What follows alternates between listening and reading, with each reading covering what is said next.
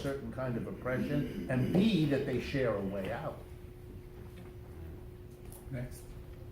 You had picked on two, you had picked 5 Who was people. two? Remember who you were? You gotta, go on. No, I just had a question, Pablo, that booklet for where we can shop at worker co-ops, is that you held up a couple times? So Is that this on your website, or? that's on the Scenic website, yeah. So just Scenic? visit, yeah. I don't know what their URL is, but look for the Scenic, Cooperative Economics Alliance of New York City. What I want to Oh, say oh, about wow. I have a few copies. I want to see working about co-op. What I think is worth saying about this, because I think it may have gotten lost, is that structurally, there were about a half a dozen types of co-ops. So if you don't know this, it's worth just saying, and the Cooperative Enterprise Alliance brings this out. So we're talking a lot about worker ownership of companies. There's housing co-ops, there's consumer co-ops you're familiar with as food co-ops, there's producer co-ops. This is how you get a lot of your milk and cranberry juice. Lots of farmers come together and manage that together as independent farms cooperating. There's land trusts, not too many in New York. There's community gardens is put in there as another way to think about land, and banking, credit unions. So this, all over the planet, there are a billion members of co-ops on the globe. When I heard that, I was really my jaw dropped. I asked the guy from the International Association about that, and he said, well, it's actually a billion members. One might belong to 2 or 3, so that's worth noting. So maybe there's half a billion if the average is people belong to 2. But it's a very important way to understand that this cooperative nature is happening, and I believe it's actually ancient. And it looks like families sitting at the dinner table saying, "What are we going? How are we going to manage our money this week?" Or it looks like who's sharing labor, and then it becomes structural. So these are all of the different entities in New York, and housing co-ops is actually quite big in New York, also.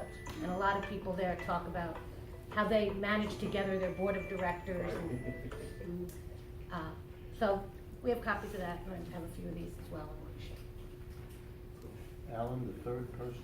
Yeah, go, whoever you were. More and more people are kind of realizing a need, like to create what I call a new paradigm. And of course, that's also what the next system people call the next system.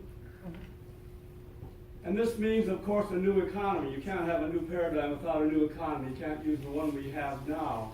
And worker co-ops would be a big part of that. And what I've been looking at for many, many years is that if we want to impact the larger picture, and I think we do, we don't want this just for ourselves, we need to create something that can stand up to the powers that be. And to do that, we need to get very organized and coordinated. And oftentimes when I talk to people about this who are into co-ops and intentional communities, the problem is that they don't have the time. And I guess what I'm looking at is that maybe what I would like to help put together is what I call a core group. A core group that would actually, their function, their primary function, would be to help worker-owned cooperatives and related types of things come together in a way that they could grow together and become a very strong community. And one of the things they would do is something like Rebecca was putting out there, that catalog, because I look at this, a big part of this would be to put together an extremely extensive database so everybody knew what everybody else was doing and what they needed and on and on. And I guess what I'm getting at is, the question is anybody really doing that in a reasonably sophisticated manner? And if they are, I'd like to know who it is, because I'd like to help that happen.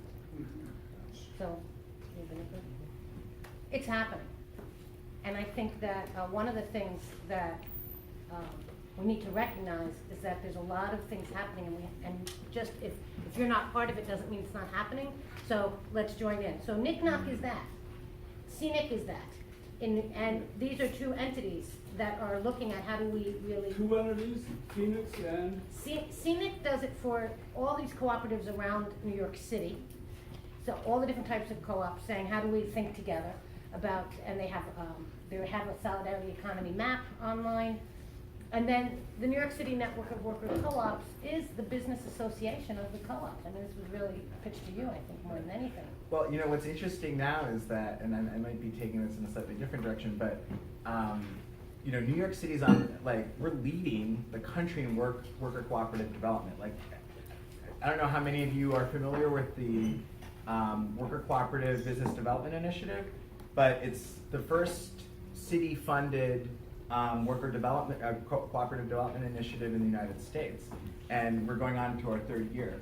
And it's thanks to this that we've been able to just, in the last 3 years, triple the amount of co-ops in New York City, right?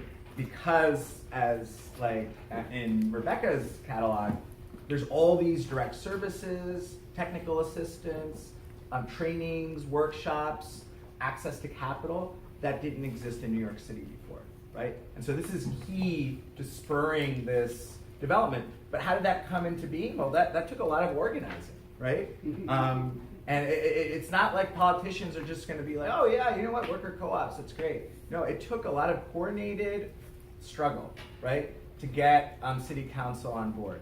And luckily, now they're like seeing the success. They're saying, oh, this is great. But they've only given us $5 million over the last 3 years for this. The city budget, I think this year, how much is it? 82 billion, right? I mean, it's like bigger than like 4 states, right? I mean, this is nothing. They're giving us really nothing for this if they could be investing a lot more. So there's so much more work to be done on this end. Yeah. Let's think for a minute strategically based on what you said. We could have a plan, and the plan would be to build within a capitalist economic system, the American, the British, the French, the Spanish, the Japanese, whatever, a sector. And the sector would be called the worker co-op sector of the economy. And it would coexist with the capitalist sector, people free to move from one to the other. But it would say that we need now to have an advocate for the development of this sector, which would be an alliance or, dare I suggest it, a political party whose platform would be the development of that sector. And the argument would be that if the American people are ever to have freedom of choice as to whether to work in a top-down capitalist enterprise or in a democratic enterprise, the only way they'll ever have that choice if such a sector exists and thereby gives them the choice. Likewise, if people would like to buy the product of a co-op and have their dollar be a vote for that, as opposed to paying for a product that reproduces a capitalist enterprise, the only way they'll ever have the freedom to use their dollars, and you know, think of free traded goods, it's exactly the same idea, you would have to have such a sector. And then this party would have a clear definition, wouldn't it? Consistent with everything we've said. The program of the party would be the building of that sector that would give Americans the freedom of choice to explore, to experience, to support worker cooperation as the alternative to what we've had. It would give us a clear idea of then 2 points. One, and this picks up exactly on what Pablo said, the history of the United States is the history of capitalists organizing 2 political parties to make sure they get the government's support. Those are called Republicans and Democrats. That's what they do. That's what they've always done. Capitalist enterprises in America have gotten one tax break after another, one subsidy after another. The railroads were built where they wanted them to be. The curriculum in the schools were organized to serve what they thought their job holders needed to have. We've had a society organized for one sector. And all this new political party might want is the equivalent support for the alternative sector that gives Americans the freedom of choice. pretty good setup for us to pursue. And here's the clue that it might be even better than you thought. This is exactly what the British Labour Party is now thinking of doing. So we have an example. John O'Donnell, the key guy in the British Labour Party under Corbyn. That's his program. The laws that the Labour Party is committed now to pass if it wins the next election. And by the way, over the last 6 weeks, the prediction that the Labour Party victory is completely crazy has disappeared, and now the Conservatives are scared. They're still scheduled to win, but it's a very different situation. If the Labour Party wins, it's really important because it tells us what the direction is we can think about. Here's their commitment. Any business in England, every business in England can continue as it is in the capitalist model.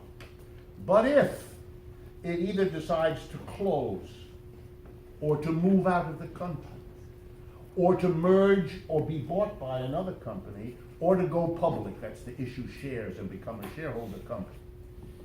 Any company that plans to go in any of those directions must, that's the law, first give what's called right of first refusal to its own workers to buy the enterprise for conversion into a worker co-op. It's better when confronted by smarmy journalists seeking to undo it. The British media are awful, with exceptions of things like The Guardian and so on, but basically awful. The answer came, well, where are the workers ever going to get the money? O'Donnell smiled. He said the second part of the bill is that the government will lend it to them. This is a program to create a worker co-op sector of an economy. This would be, if we did it here, a political party with that as its goal, its objective, its program. A program you can take to the American people, I would guess, with an enormous, built-up historical level of support. It will be a political party unlike others. It will make not only explicit that it is the representative of how we're going to get to a new paradigm and a new party, but it will underscore, without ever having to say it, who the other two parties are serving. Yeah. And that's as important a political differentiation as we could accomplish any other way, and gives a way forward for the left that we ought to really be thinking about hard. Thanks. What Rick just described as a potential, we're looking at Cuba, and this is precisely the dialectic that's happening in Cuba right now. The Cuban citizens are being given a choice between taking what had been government enterprises and either becoming independent and capitalist or becoming co-ops. And the co-op movement in Cuba is growing exponentially, and there really is a possibility that that entire island, that entire nation, could become the first nation in the world to be built, to have its democracy rebuilt along the lines of worker democracy.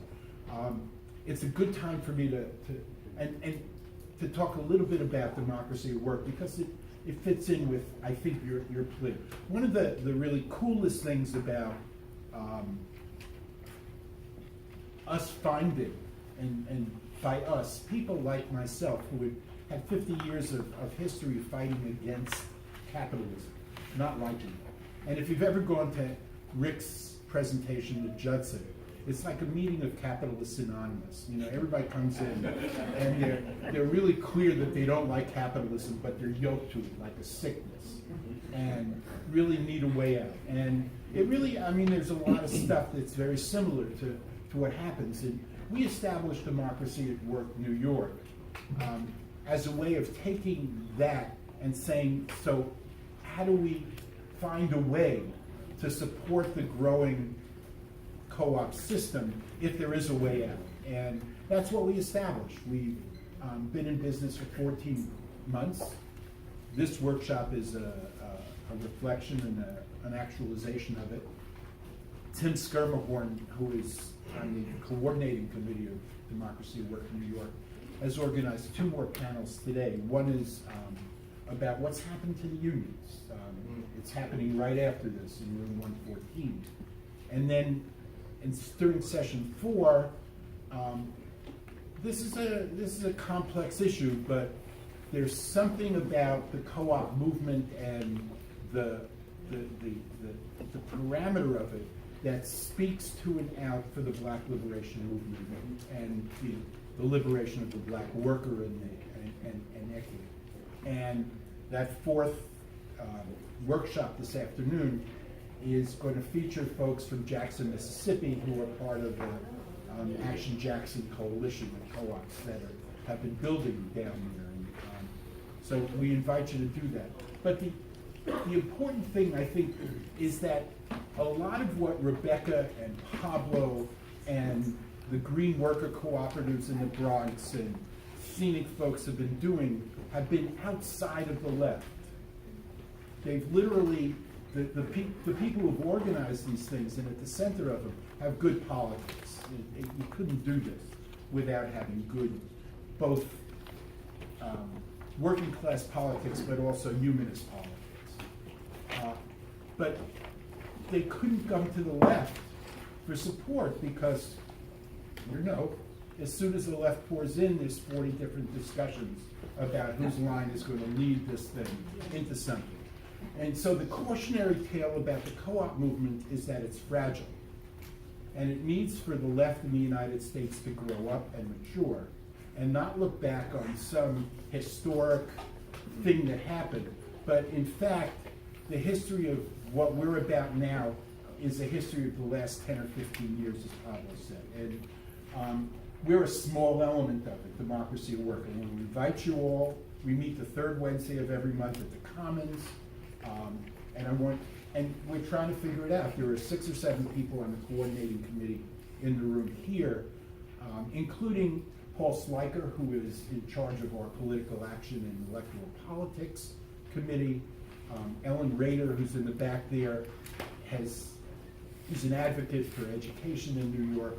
Tim ran for Transit Worker Union president years ago and came this close in a corrupted election. In a stolen election. They stole his election, and we're going to make it work. But we've been attracting. We don't have a real clear path to entering this thing, and we've been very cautious about building our relationships to make sure that everything we're doing is in support of the folks who have been building this community. So that's that. Now you get to go. Who was 4? Tim, didn't you have your hand up? Yeah. Yeah. Okay, 4, 5, And it's over here. You were number 4? huh? Go. We're now 6A. No. Okay, you can be 4. Go on then. I want to thank you guys. This is absolutely awesome. Richard, I watched your show. You're amazing. I agree that worker co-ops is probably the next step. Is it fair to say, though, that it's little democracies battling corporate or private private states, private dictatorships in a way? It's somewhat of a capitulation of capitalism in this model. Question: how does it deal with unnecessary work, environmental degradation, automation, and even this idea that if you have a corporation, even if it's a worker co-op, you still have this thing of production.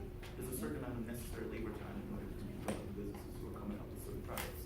How does worker co-ops gut this idea of, well, this person is doing some unnecessary task, it's not socially necessary, this person is going to do just to do it. I agree that worker co-ops is the next step, but how does it deal with the issues of capitalism in and of itself beyond paychecks, beyond Well, the proper answer would take too long. But the question is right. I mean, it's the perfect right question to ask. Everything about it is the right question to ask. And the reason the answer would take a long time is because we would have to begin to, which is going to have to happen in America, disconnect ourselves from believing that the common sense notion that we have about things economic is sort of neutral. It isn't. What we have as common sense is our accommodation, often unconscious, to the capitalist way of doing business. Let me give you just a couple of examples. Technological change, automation, you mentioned. Imagine with me, because it's really quite simple if you just sort of ask the simple question. Imagine a machine is invented that allows workers to be twice as productive today as they were yesterday. In other words, working an hour, you produce twice as many, whatever they are, as you did an hour before the new machine came in. Okay? Now be very simple in your mind, because that will help you. There are two things we could do. One is the following. We take half the people and we fire them, because we don't need them. We need the same amount of whatever it is produced, which we can now do with half the people. This is wonderful for the society. It doesn't have to use up all those people. Half of them are, get rid of them. It's wonderful for the company because it sells the same number of goods. Let's just for simplicity assume they have the same price attached to them. But obviously they have half the payroll they used to have to pay. They keep that half that they used to have to pay to workers for themselves because the workers got fired. That's more profit for them. Same output, same price, way more profit. Capitalists, this is going to come as a shock to you, go that way.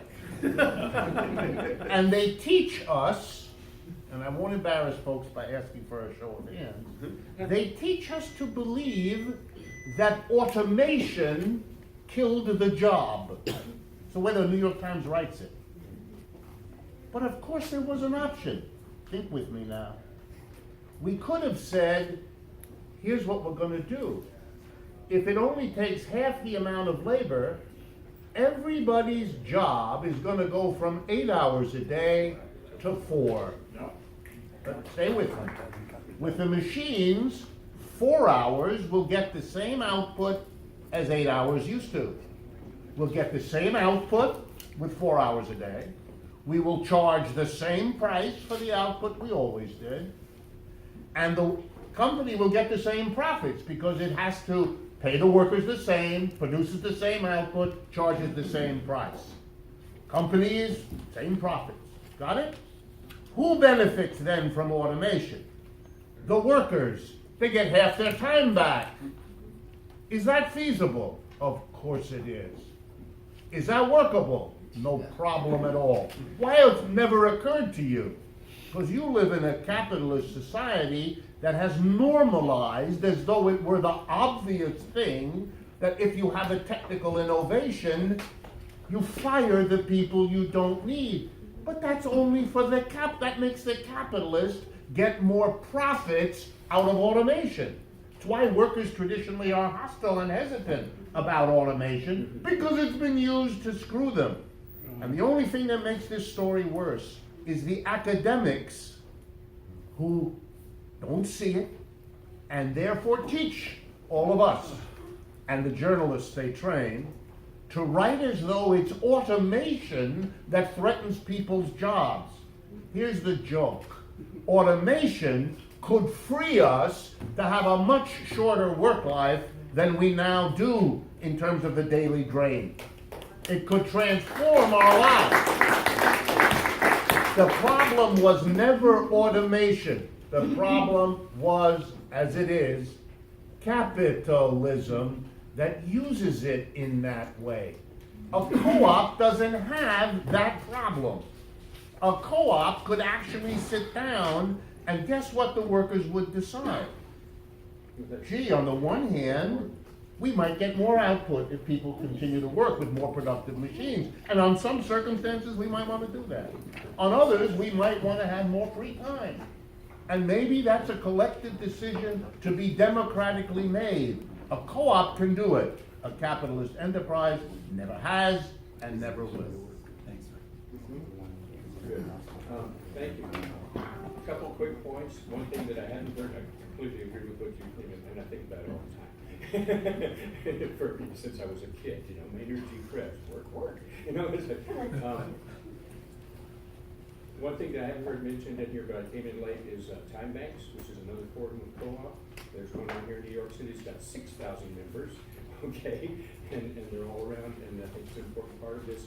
To relate to the question that Mr. Free asked over there, I'm with an organization, we call ourselves the Mutual Aid Network, and our whole purpose is to try to pull together the worldwide community and discussion around all this, and we include management tools and decision-making tools. We're working to repurpose and open source ERP systems so people can transact between all the different organizations. We're working with the people at Cooperation Jackson, we're working with Solidarity St. Louis, we're working with people in New Zealand and England and all over the place. And I would like to talk about that with anybody who wants to try to help us make that grow, including you guys.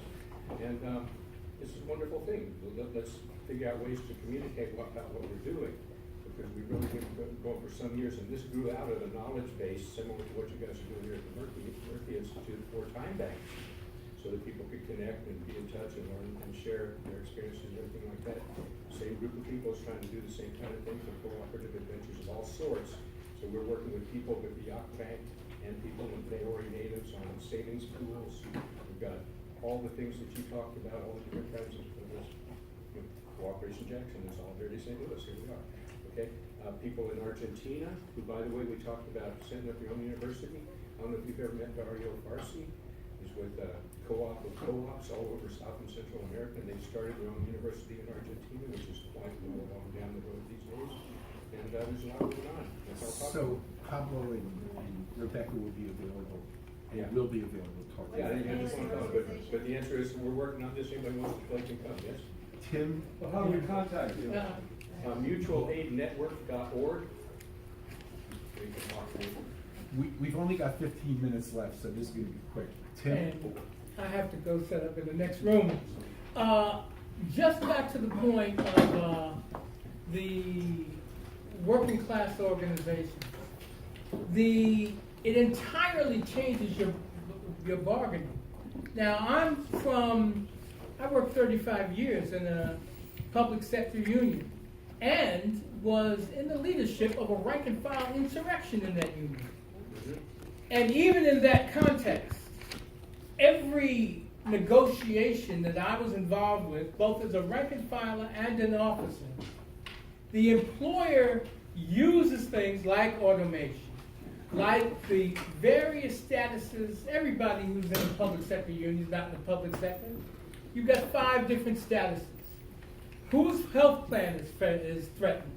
Yeah. Whose retirement fund is threatened? And of course, you have workers that are going to be excessed.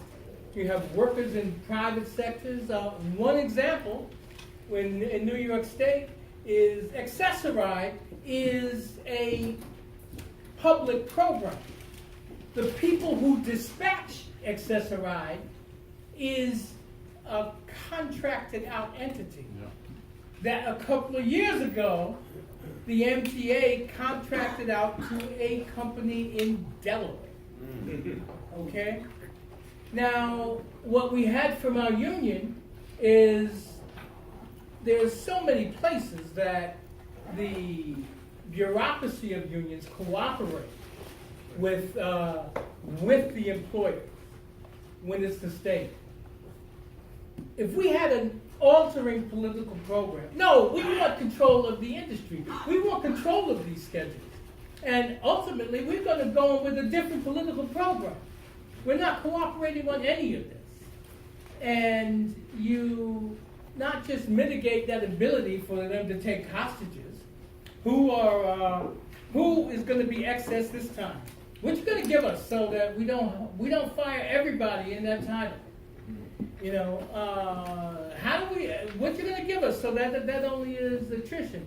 No, we're operating on a different program, and those politicians who said, yes, you're our friends, I'm your friend, I'm in your camp, well, we got to commit them to a political program also.